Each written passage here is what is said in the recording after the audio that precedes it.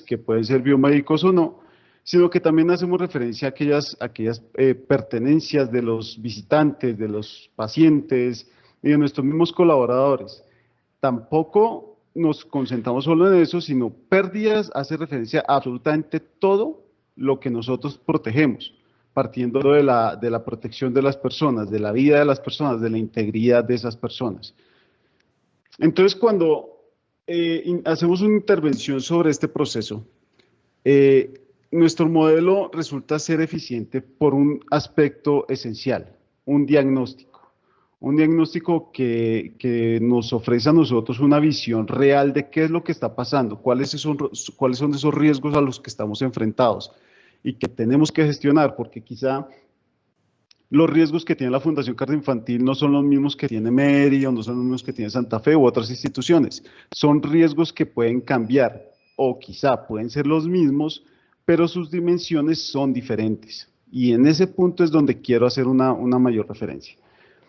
Primero que todo, nosotros encontramos en nuestro diagnóstico unos riesgos relacionados con la población vulnerable. Cuando hacemos referencia a la población vulnerable, decimos que es aquella población que tiene algún riesgo sobre ellos, que no pueden de pronto tener no se pueden defender por sí mismos, sino que requieren un tercero para ello. Normalmente es población pediátrica, pero pues también puede haber una población con algún tipo de discapacidad física, cognitiva, o simplemente pacientes que están internados y que pues su condición de salud no es la más favorable. En ese sentido, a veces vemos que nos enfocamos en riesgos muy específicos, pero no notamos de pronto otros que están asociados. Y en este sentido, vemos que esos riesgos se concentran un poco más en estos, en el secuestro, en el abuso físico-sexual, que ese abuso físico-sexual a veces se produce incluso internamente dentro de las instituciones. Hablamos también del extravío y hablamos de la pérdida. A veces entre extravío y pérdida puede haber se puede entender que son sinónimos, pero no para este caso, considerando que extravío es cuando aquella persona vulnerable está bajo nuestra protección, pero sus familiares, sus tutores, las personas que están a cargo de él, no se encuentran en ese momento. Por ejemplo, pasa a veces con aquellos niños que salen corriendo de sus papás durante una consulta o algo así, los encontramos en los pasillos de la institución y los tenemos bajo nuestra protección o bajo la protección de un servicio asistencial, hasta que aparezcan sus tutores. La pérdida es al contrario, cuando es el padre o el tutor el que reporta la pérdida del niño, pero no sabemos en dónde se encuentra. Esa es la diferencia, es una diferencia que pues es importante marcarla, porque a veces de pronto esos conceptos pueden estar un poco contrarios a lo que quisiéramos a veces entender. Seguimos con los riesgos contra las personas, y aquí es algo importante que nosotros tenemos que apreciar. Cuando en una institución de salud se habla de seguridad del paciente, primero hay que entender que la seguridad del paciente comienza con la seguridad del personal que trabaja en la institución. No podemos ofrecer seguridad al paciente si nuestro personal, si nuestros colaboradores están expuestos. Entonces, cuando hablamos de seguridad del paciente, perdón, de seguridad de riesgos contra las personas, también hablamos de secuestro. Hemos visto casos y todos estos riesgos que les estoy exponiendo no necesariamente son riesgos a los que nosotros que hayamos vivido en algún momento, pero sí tienen una probabilidad, aunque mínima, de materializarse. Y todo esto está relacionado más con datos históricos, con literatura, que le han sucedido a otras instituciones y que eventualmente podrían suceder contra nosotros si no tomamos las medidas de control apropiadas para prevenir esos riesgos. Entonces tenemos el riesgo de secuestro, el riesgo de atentado contra la vida, aquel paciente que de pronto está interno y que luego de haber sido objeto de un atentado en las calles, vienen aquí, como se dice en el argot popular, a terminar el trabajo. Entonces eso también es algo que nosotros vemos como un riesgo aquí interno. La extracción, esa extracción se refiere más a aquella población carcelaria, en nuestro caso en Colombia el IMPEC, que viene a traer internos a recibir citas, y en el proceso pues los cómplices de este delincuente vienen a sacarlo pues de manera violenta. A eso nos referimos con la extracción. Y las agresiones, que como les dije, las agresiones de todo tipo, que son a veces tristemente muy comunes en este entorno, porque los pacientes, los familiares o cualquier persona no se siente conforme con la atención recibida y podemos ser objeto de agresiones como colaboradores. Vemos los riesgos contra la infraestructura, entre los cuales está el vandalismo, el sabotaje, que el sabotaje es algo que puede afectar a veces la infraestructura hospitalaria y de esa misma manera afectar la seguridad del paciente, el descuido o no mantenimiento de los recursos de la institución, en este caso, por ejemplo, y para seguridad física hablamos particularmente de aquellas barreras físicas perimetrales, los recursos de seguridad electrónica que a veces por la falta de mantenimiento pueden facilitar o pueden ampliar la vulnerabilidad que nuestra institución pueda tener. Y pues, como siempre lo sabemos, el terrorismo o la amenaza de terrorismo, que a pesar de que pues, lo tenemos aquí clasificado como un riesgo contra la infraestructura, pues por supuesto que una materialización de un hecho de terrorismo puede afectar absolutamente a todas las personas que están aquí, afectar la vida, la integridad, la imagen, la reputación, los activos, absolutamente todo. Es un tema muy crítico de tratar. También tenemos los riesgos contra la propiedad, que ya estamos aquí hablando de lo que nos referimos normalmente a hurtos, y lo primero es el hurto de activos biomédicos. Aquí me detengo un poco a compartirles de pronto un ejercicio que hicimos en un momento y que resultó ser muy valioso. Cuando nosotros sabemos que ese tipo de hechos se pueden materializar en una institución, tenemos que entender cómo se mueve el negocio quizá hacia afuera de todo lo que es el mercado negro de equipos biomédicos o de activos biomédicos. Cuando uno lo entiende, cuando uno sabe qué es lo que de alguna manera tiene mayor rotación en el mercado negro, es cuando uno comienza de pronto a concentrarse un poco más en cuáles son los recursos que se deben proteger con mayor intensidad de manera prioritaria. Nosotros aquí en la institución, en la Fundación Cardioinfantil, logramos reducir a cero el número de hurto de activos biomédicos en los últimos 5 años. Se redujo totalmente a cero. En cuanto a activos no biomédicos, que hacemos referencia a activos, de pronto recursos de oficina, recursos educativos que están en las aulas, en instituciones universitarias, que como esta también lo es, a veces también pueden ser objeto de hurto. Esos recursos también los redujimos a cero en cuanto a temas de pérdidas. El hurto de valores o dinero, que por ejemplo en las cajas de recepción de dinero a veces están un poco expuestas, eso también se ha gestionado de manera óptima y pues obviamente los resultados son favorables. Y el hurto de pertenencias. El hurto de pertenencias en una institución como esta, que pues tiene una rotación diaria de personas de entre 7.000 y 9.000 personas, tenemos un promedio mensual de menos de 2 pérdidas al mes. Entonces, ese es un punto muy favorable considerando la cantidad de personas que ingresan diariamente a la institución. Y por último, tenemos los riesgos de impacto general. Estos riesgos, pues, suman también a veces algunos riesgos que quizás son o activos que son intangibles, como la imagen o la reputación, que por supuesto puede deteriorar muchísimo a cualquier institución.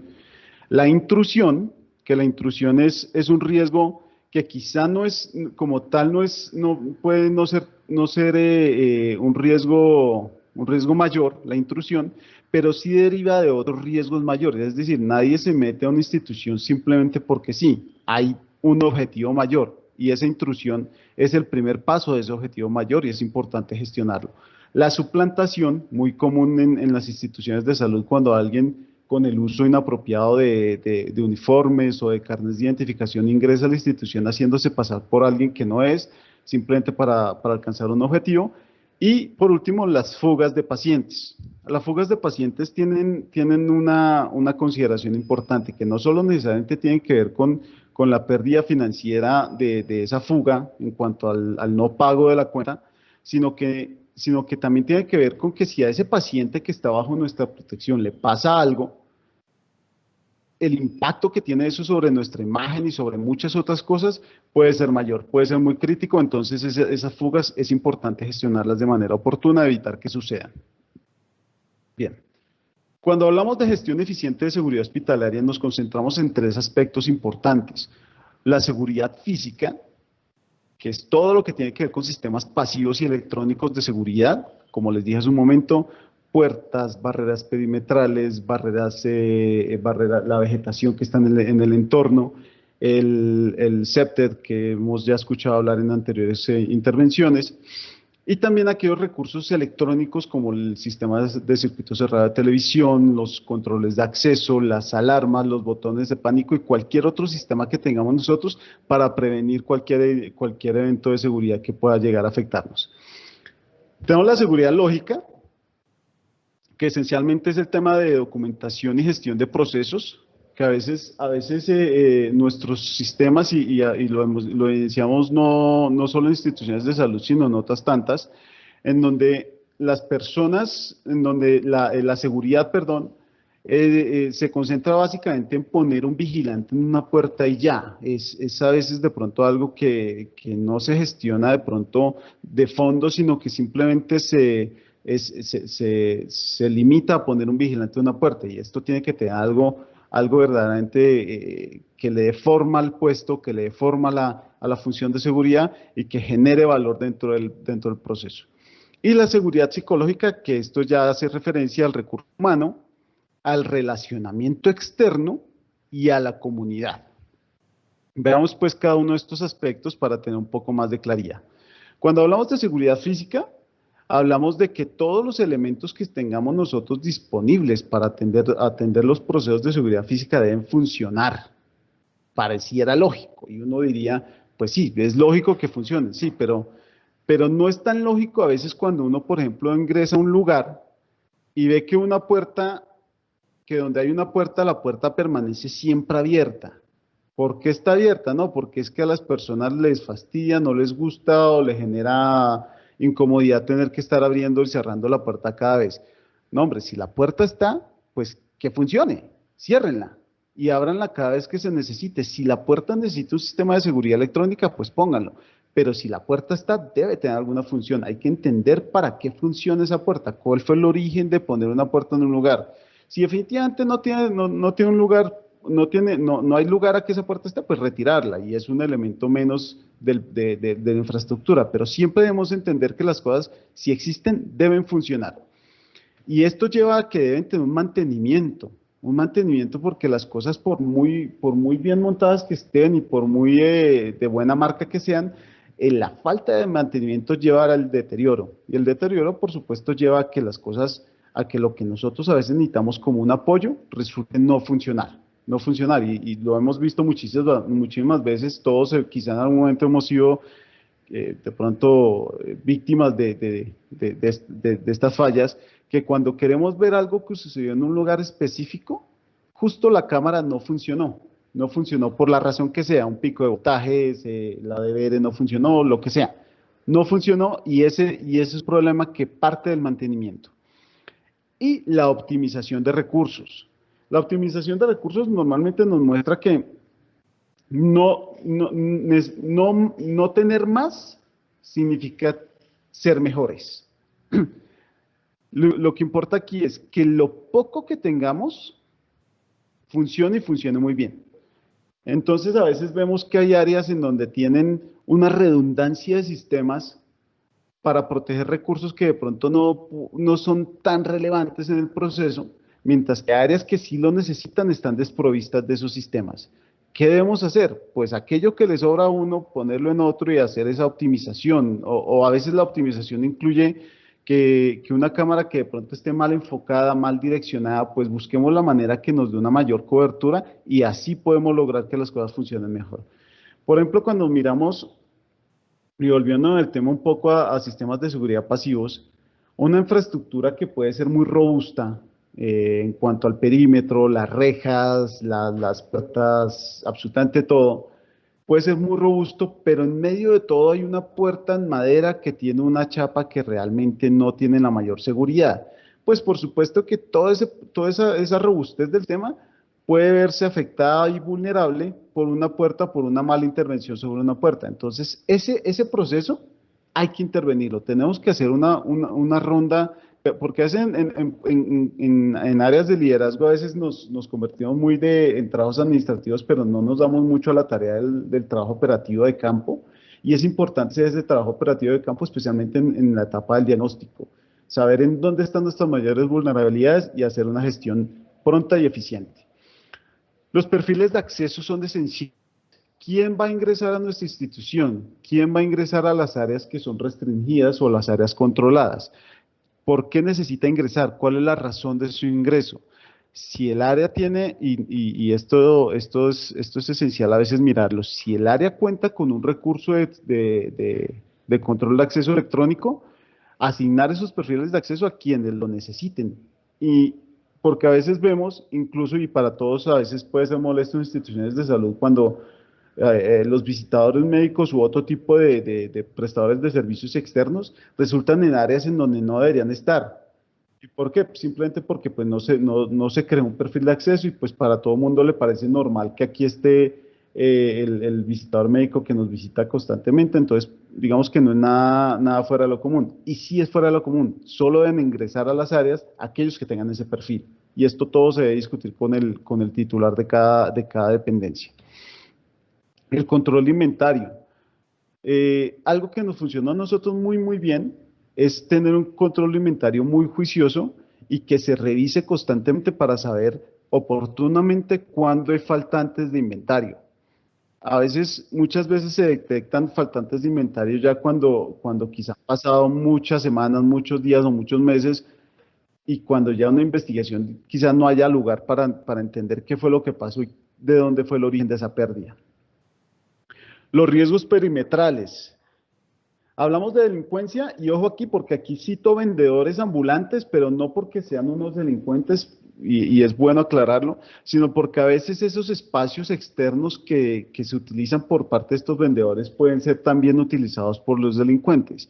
Esto nosotros tuvimos un trabajo intensivo porque pues nuestras instituciones de salud a veces se ven rodeadas con muchos de estos vendedores y pues nosotros no tenemos la autoridad a veces para sacarlos de ahí, o para moverlos, retirarlos o lo que sea, pero sí tenemos que hacer una intervención a través de esos relacionamientos con instituciones externas, que en este caso son la policía, la personería, la alcaldía local, que pueden de alguna manera hacer una intervención y ayudarnos a gestionar de una manera favorable para que estas personas puedan ubicarse en lugares en donde no generen afectación a nuestro proceso e incluso convertirse en parte de nuestro proceso de seguridad, como lo hemos hecho en algunos momentos, que son personas que pueden aportarnos a veces información oportuna, pueden aportarnos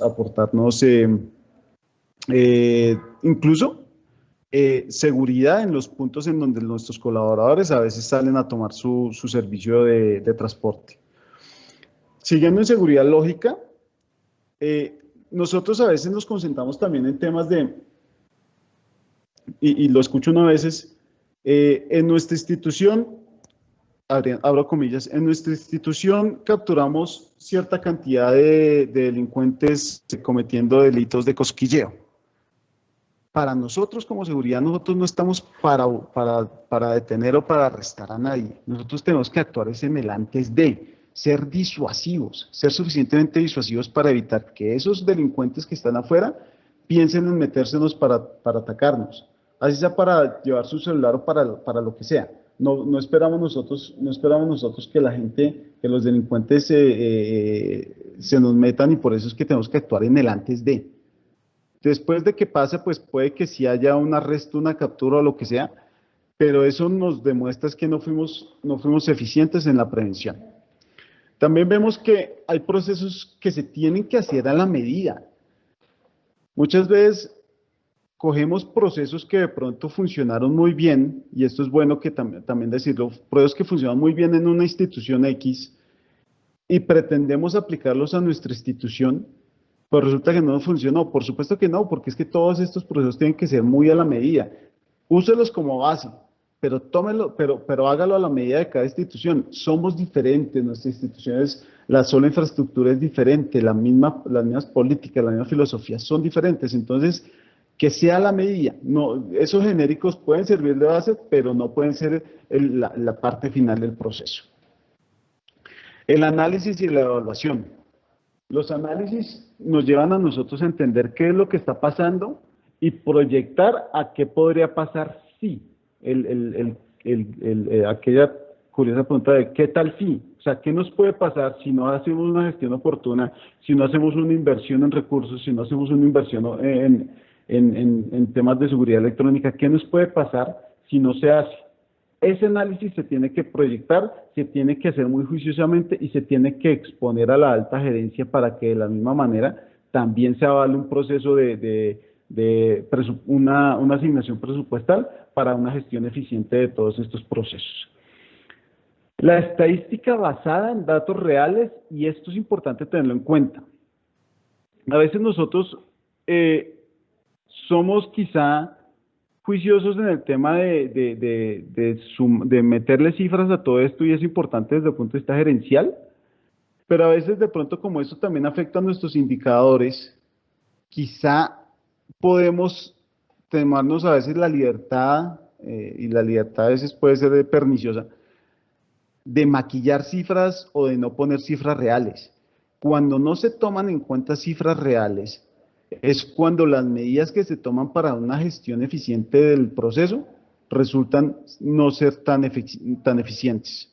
Entonces, duélanos o no, la estadística y los datos que se exponen tienen que ser reales sí o sí. Y sobre esa estadística, hacer un análisis de datos que nos permita ser eficientes en la toma de decisiones, en el proceso de toma de decisiones. La historia y la literatura. Como les mencioné hace un momento, no todos los riesgos se materializan de la misma manera en una institución o en otra. Pero si usted mira históricamente qué es lo que ha pasado en otras instituciones del mismo nivel, similares a la nuestra, tenemos que preguntarnos, ¿será que me puede pasar? Si me va a pasar, ¿cómo lo gestiono oportunamente? ¿Qué me ofrece la literatura? En la literatura, ¿qué puedo encontrar que me ofrezca la información que requiero para una gestión eficiente del proceso? Y por último, el monitoreo eficiente. A veces sobrecargamos nosotros a nuestros equipos de seguridad en cuanto a 1000 tareas que tienen que ejecutar. Por ejemplo, en las centrales de seguridad, es un operador o dos haciendo un monitoreo de muchísimas cámaras. Entonces a veces ellos no saben a cuál cámara mirar, no saben a veces siquiera cuál es,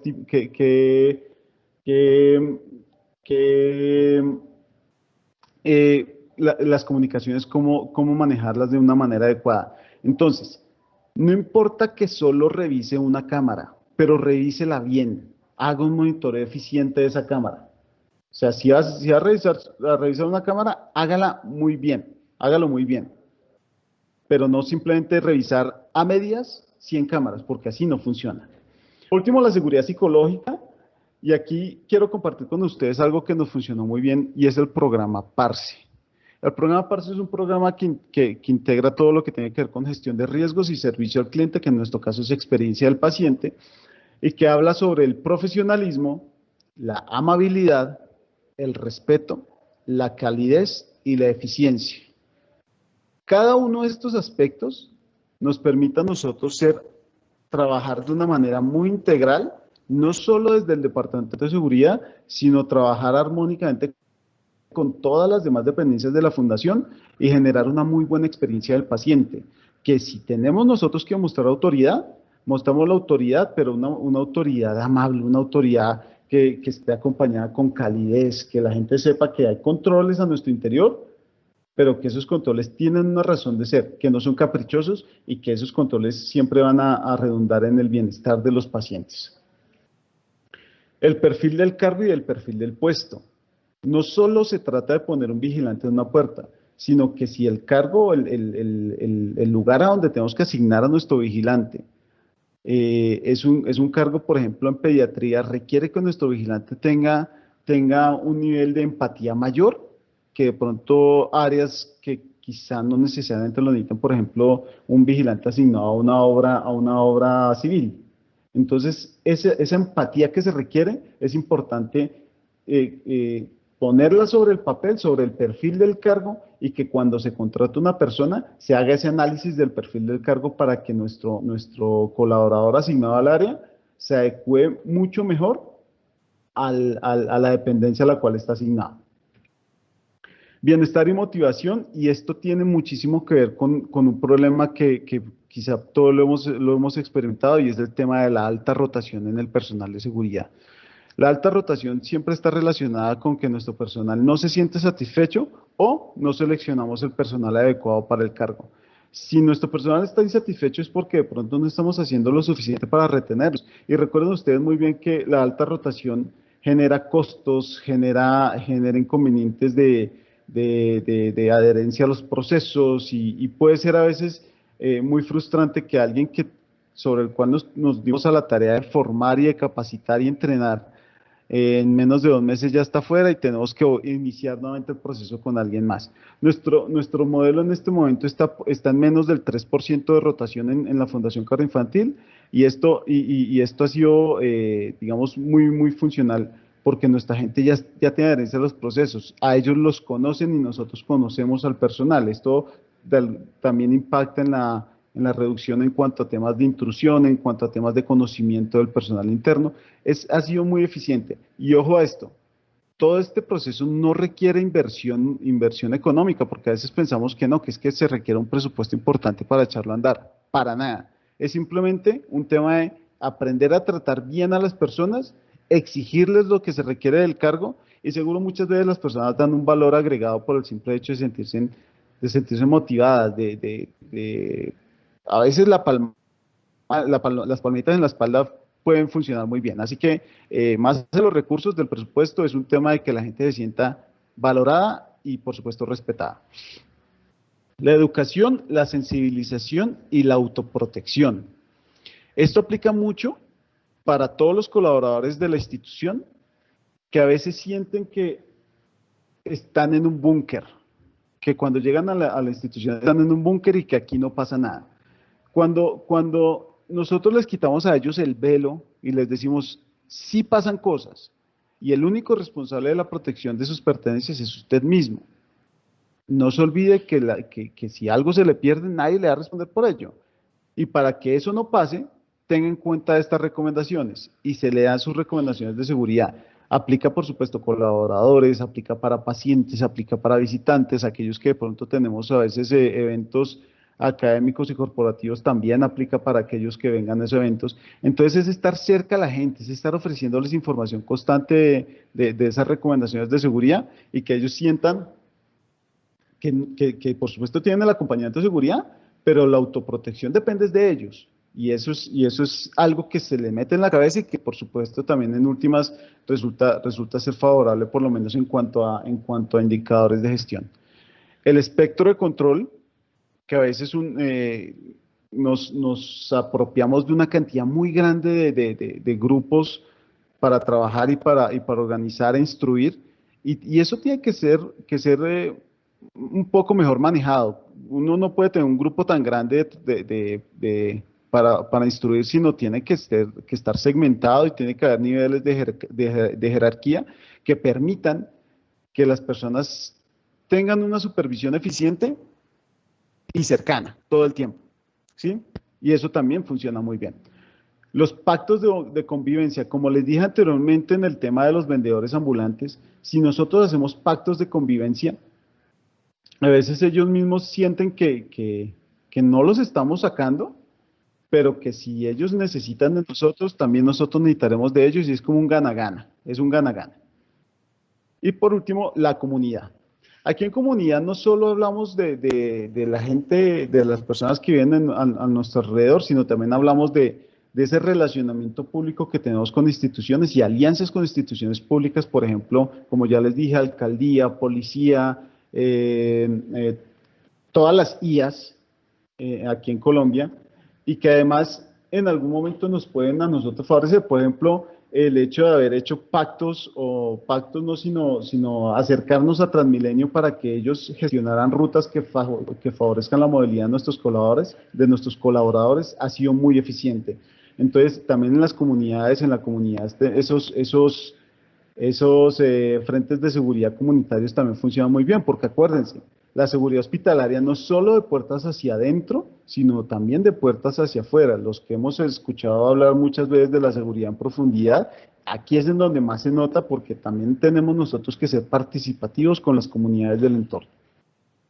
Esto en cuanto a una gestión eficiente, pero quiero hacer énfasis en un último aspecto de la seguridad psicológica, y es lo que nosotros como recurso humano hemos logrado hacer, siendo nosotros la esencia.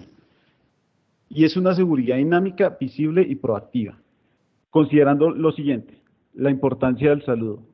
El saludo es la primera interacción que tenemos con cualquier persona cuando llega a la institución. Cuando esa persona tiene intenciones diferentes a los servicios de la institución, es importante que ese saludo se sienta, que haya una interacción, y esa persona puede en algún momento sentirse disuadida y evitar realizar o cometer el hecho que pretendía cometer. El movimiento constante, a pesar de ser un puesto estático, una persona que interactúa con los demás, que se mantiene en movimiento, no como un guardia británico, sino que realmente se mantiene en movimiento, mirando a los ojos a las personas, saludando y ofreciendo información, hace también la diferencia. La actitud y la corporalidad, muy relacionado con la anterior, es una actitud de servicio. Muchas veces no necesariamente tiene que ser el vigilante de 1,80 robusto, sino que no importa su tamaño, su género, lo que sea, pero que sí se sienta que está empoderado y tiene autoridad, y además, por supuesto, que tiene un servicio al cliente óptimo. El reporte de condiciones inseguras no solo es de security, sino de safety, que, vuelvo y digo, redunda en la seguridad del paciente, en la seguridad del colaborador y todas las demás condiciones que pueden en algún momento llegar a afectar a las personas en nuestra institución. Las recomendaciones constantes de seguridad, que ya les mencioné. Las rondas de supervisión y vigilancia, aquellas áreas que a veces están desprovistas de sistemas de seguridad electrónico, o que de pronto es un sistema intermitente, o simplemente para mejorar la percepción de seguridad de los colaboradores hacia nuestro departamento.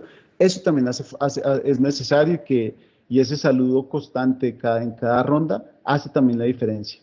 Y el registro de rondas, no solo hacer esas rondas de supervisión, sino que esas rondas queden registradas en algún lugar, y de esa manera poder nosotros demostrar que sí hemos estado atentos a los requerimientos y a las necesidades de la población. Ya con esto termino nuestra presentación. Entonces, abierto a sus preguntas e inquietudes. Muchísimas gracias, doctor Ariel. E invitamos al público presente, si hay alguna pregunta, que por favor pueda abrir su micrófono.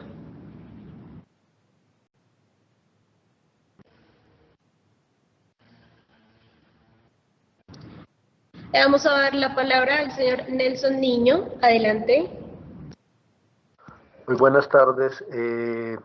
Desde su punto de vista, ¿qué perfil es el más idóneo para un supervisor en el sector hospitalario? Un supervisor de seguridad. Algo que normalmente nosotros miramos mucho en los supervisores es el tema de la empatía. La empatía que un supervisor debe sentir para entender las necesidades de su personal, pero también para entender las necesidades de los pacientes y de los colaboradores.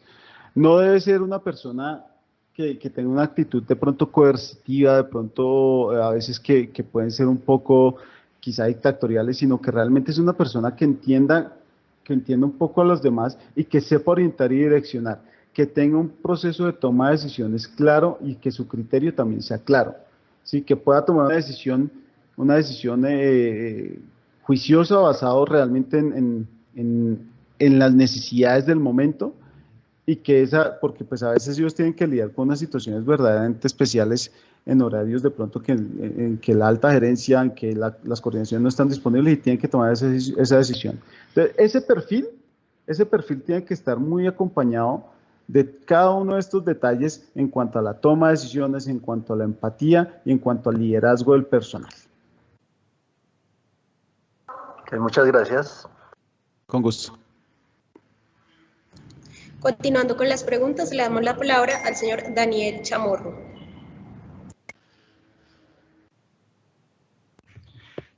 Muy buenas tardes, don Ariel, ¿cómo está? ¿Cómo le ha ido? Muy bien, Daniel. Bueno, primero que todo, felicitarlo por esa presentación, de verdad. Alcanza uno a dimensionar efectivamente todo lo que se maneja en el sector hospitalario frente a la seguridad física, todo lo que estás incluyendo con el tema de psicología y todo lo demás me parece excelente. Y son muchísimas cosas positivas que se ha logrado en este simposio. Entonces, mi admiración con esto. Y la pregunta ahorita, don Ariel, es, ¿qué estamos haciendo frente a esa disuasión de aquellas organizaciones delincuenciales que nos van a visitar y que van a aprovechar el uso del tapabocas como para cubrirse en su identidad y en todo lo demás y aprovechar esta pandemia? Entonces, más o menos, ¿cómo qué estrategias estás utilizando o se van a empezar a emplear como para hacer esa disuasión? Bueno, el uso del tapabocas, digamos que ha sido recurrente incluso antes de la pandemia. Muchas veces aquí hemos tenido y hemos recibido también información de otras instituciones de personas que entran a la institución y hacen uso de tapabocas para evitar ese reconocimiento.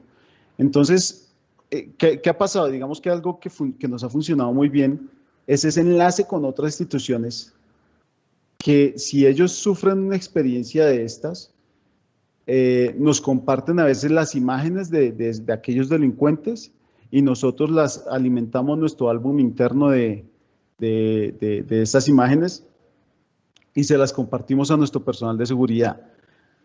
Cosa de que eso facilita muchísimo la identificación en primer nivel. A veces, y aquí de pronto puedo ser un poquito, quizá desconozco un poco el tema, pero no nos ha funcionado muy bien, o por lo menos las pruebas que hemos hecho, el tema de identificación a través de videoanálisis, porque pues esto quizá a veces puede ser un poco falible, pero pues eso sí no me atrevería yo tampoco a meterme mucho en el tema porque, como le digo, soy desconocedor, pero muchas veces más que nuestra gente esté informada, que sepan quiénes son las personas que tienen esas tendencias a ingresar a las instituciones de salud a cometer este tipo de hechos, pero como les dije hace un momento, más que eso, es que haya una interacción de nuestro personal con todos esos visitantes que están viniendo en el día a día.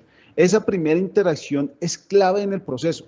Además que aporta muchísimo en el tema de experiencia del paciente, pero también puede ser tremendamente disuasivo. Pareciera muy obvio y muy superficial, pero realmente tiene un impacto grandísimo esa primera interacción. Entonces, ¿a qué le apuesto yo? A que nuestro personal esté siempre saludando, esté siempre orientando, esté siempre guiando a las personas y que por supuesto eso haga que los que vienen con intenciones diferentes a los servicios de salud simplemente se sientan disuadidos y no cometan el delito. Y eso, como les digo, nos ha permitido a nosotros tener unos indicadores muy favorables hasta el momento. Listo, don Ariel, perfecto. Muchísimas gracias y usted sabe que ahí estamos siempre prestos para lo que sea. Claro que sí, Daniel. Muy agradecido por su pregunta. Buen día.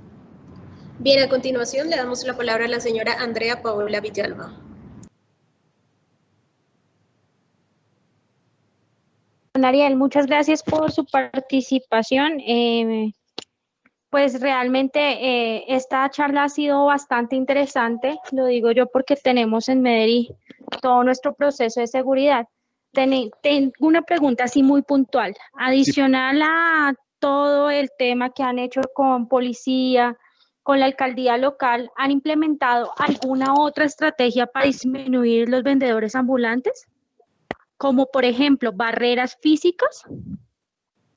Sí, y gracias por esa pregunta. En la mañana en la intervención que hizo Julián Puentes, hablaba del CEPTED, que esa intervención en el diseño arquitectónico de las áreas. Y por ejemplo, nosotros teníamos algunos espacios quizá un poco desatendidos en la parte perimetral, externa perimetral, y ahí era donde se estaban alojando muchos de estos vendedores ambulantes, se estaban alojando ahí. ¿Qué hicimos? Acondicionamos esos espacios los rellenamos de tierra, sembramos matas y los convertimos en jardines. Ya con eso convertido en jardines, pues obviamente no permite que nadie se acomode en ese espacio y por supuesto aquellos que solían estar ahí, pues definitivamente tuvieron que buscar un espacio diferente a ello. Es algo que también funcionó muy bien y ha continuado en ese proceso, porque definitivamente cuando uno pone barreras físicas a veces, incluso esas mismas barreras se convierten, y lo hemos visto en otros lugares, se convierten en espacios que son aprovechados por los mismos vendedores ambulantes. De ahí, por ejemplo, de algunas rejas que ponen ahí, cuelgan la venta de celulares, de gafas, de comestibles. Entonces, no queremos que eso se convirtiera en algo de lo cual ellos se valieran, sino que lo que hicimos fue convirtamos eso en un espacio que entre otras embellece, da una mejor imagen, actúa como un factor disuasor del delincuente y evita que se acomoden ahí los vendedores ambulantes. Todo lo demás que se hizo fue una intervención, primero acompañada de la policía, pero no una intervención coercitiva, es decir, la policía no llegó a retirarlos de ahí por la fuerza, sino que simplemente hagamos un pacto de convivencia. Sentémonos y hagamos un pacto de convivencia. ¿Quiénes son las personas interesadas? ¿Cómo vamos a manejarnos? ¿Cómo se van a acomodar? ¿Y en qué espacio se van a acomodar? Y los que no cumplan, pues ahí sí serán retirados de pronto no de la mejor manera.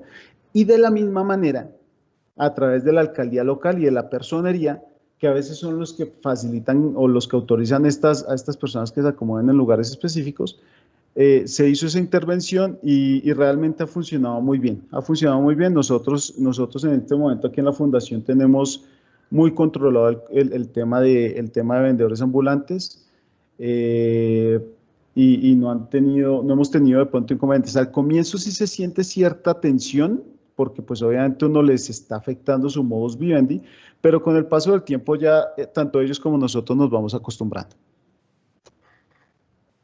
Gracias, don Ariel. Otra pregunta rápidamente basada en lo que usted me dice. Para la ubicación de esas plantas o esas materas, ¿ustedes solicitaron algún permiso especial a la alcaldía, a la Secretaría de Ambiente o algún permiso que tuvieran que ejecutar para la ubicación de estas plantas?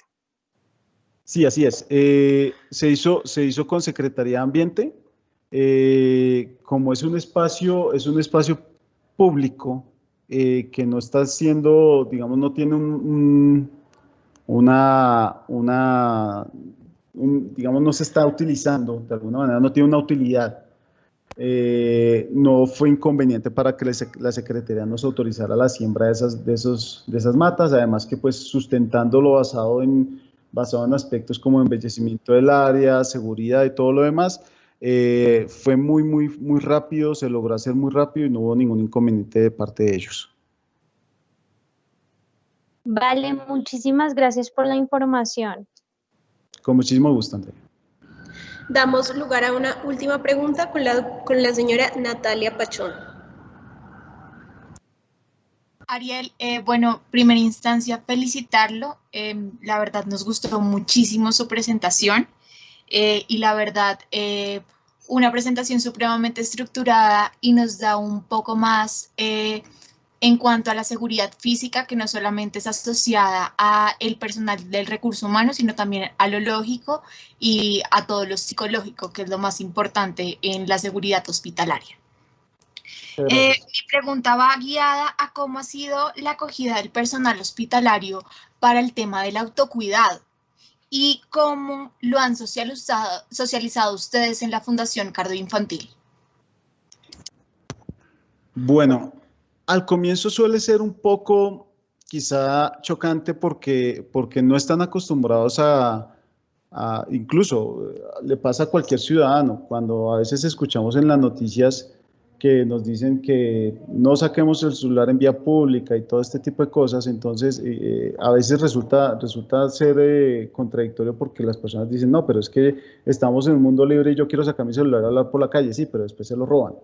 Entonces, digamos que en menor proporción pasa aquí y aquí en su momento resultó ser muy chocante justamente por eso, porque las personas decían, pues, hay un departamento de seguridad pues que me cuiden y me protejan a mí y a mis pertenencias. No, es sensibilizar a la gente es hacerlos entender que a la hora que algo se les pierda, nadie se les va a reponer.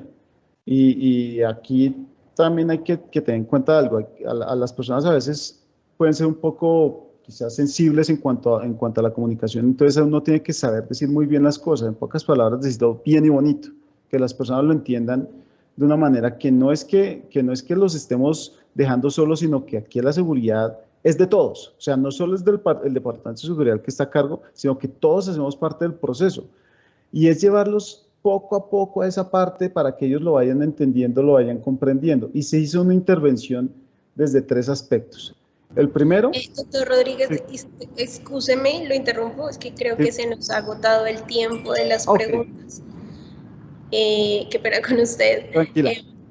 De esta manera, pues agradecemos su intervención y damos paso pues a nuestro siguiente conferencista. Muchísimas gracias, doctor Ariel Rodríguez, por tan excelente presentación, ya que fue un excelente referente de seguridad hospitalaria. Con muchísimo gusto. Bien, y nuestro siguiente invitado es el señor Max Zaguier, CPP, PSP, quien nos acompaña con la conferencia titulada La importancia de la seguridad física y electrónica en los hospitales. Max es empresario, abogado, CPP, PSP, con formación en administración de empresas, seguridad pública y privada. Ha sido responsable del diseño e implementación de sistemas integrados de seguridad para la protección de los hospitales más importantes de la Argentina, de diferentes empresas y corporaciones. Ha desarrollado y patentado inventos de seguridad electrónica con éxito en la industria. Es miembro del Comité Técnico de Estándares Internacionales de Seguridad y miembro de ASIS y IAS por sus siglas en inglés, International Association for Healthcare Security and Safety. Bienvenido, Max.